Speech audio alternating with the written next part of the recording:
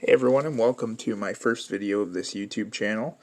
In this video I'm going to cover the topic of Mylo, now known as Moka investing app, and it's going to be a review and just kind of a summary of how I've enjoyed it and what it's done for me since I've downloaded it. It took me, I got it about a year ago, and so I've got about a year's worth of time using the app to go over with you guys and to help you decide if it's something you want to get into or not. Before I start getting into the topics, I wanted to let you know that there will be a link in the description, and if you use that to sign up, you'll earn $5 when you fund your account, and it'll help you towards your investments. So the three main topics I have for this video are going to be how Moka works, is Moka safe, and the results I've had with Moka. So the first point here is how Moka works. So the first thing you're going to have to do is pick a plan you want to use. There's only two options anymore. There used to be, I think there used to be one for $1 a month and one for $3 a month. Now it looks like they've scratched the one that was $1 a month and added this one that's $15 a month. The difference between the two is with the one I use, which is just the basic account, you get automated saving features, unlimited tax-free investment accounts, socially responsible investing, roundup to give to charity, and cash back from perks. And in the Moka 360, basically they tell you that they're going to help you save off of your bills and stuff. They're going to try and negotiate your bills, and so they're saying if you don't save what you pay in your first year, they'll give you a $360 refund. Says they'll give you financial advice, spend less interest with a customized debt plan, and earn double cashback perks when you shop with Moka 360. But I don't use Moka 360. Like I said, I just use the standard Moka account, and it works really well. So I'm going to go back to the app here. After you pick an account, it's going to ask you to fill out an investor profile to determine how they want to invest your money for you. So it just asks you some questions about your goals and stuff, and then I think it ends up getting reviewed, and then they sort of come up with a plan for you. And if I remember right, you obviously have to approve it, and you can change it if you'd like. And then when it comes to funding your account, you could either, I believe there's like three different main ways. You can just deposit chunks of money when you wish. You could you can round up your purchases. So say you want to round up to the nearest dollar. Say every time you buy a coffee, it's $1.80. It means 20 cents is going to go into your Moka account. And the last main way is the way I do it, and it's just transferring a set amount of money on a reoccurring basis. I find that this works the best for me because it's easier to keep track, and I'm not trying to save or invest by spending money. So I like that way the best. And next thing I want to talk about is the type of investments that Moka does. And it seems to focus on ETF funds, which if you don't know, it's basically just an easy way to have a pretty diversified portfolio to help you kind of buffer rough times with having a more diversified portfolio. And you don't have to have a lot of capital to have a diversified portfolio. So the last thing in the how Moka works topic is the perks. So I'll just go to the perks page here so that you can see what it is.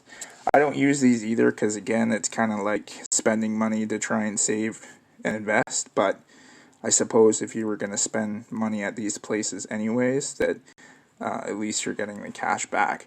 That's all I'm really going to talk about for the perks, as like I say, I don't use them. It's not necessarily something I encourage. The next topic I have is Moka safe? Obviously, this is probably of quite a bit of concern to people, as you're putting money into this app, and safety is always a concern anywhere where you're putting financial details and stuff like that. So the first thing I want to talk about in particular is when I was connecting my banking to this app, it was having a lot of trouble. It took me about a week until I got it all sorted out, because Moka kept trying to connect to my bank account, and it kept asking Moka my security questions, which you do have to provide. But like every time, until they cycled through all of the security questions, it wouldn't sync up. So it took several days of coming back on the app and re-inputting information and stuff like that. And it does seem a little bit sketchy, but it did get sorted out, and everything's been fine since then.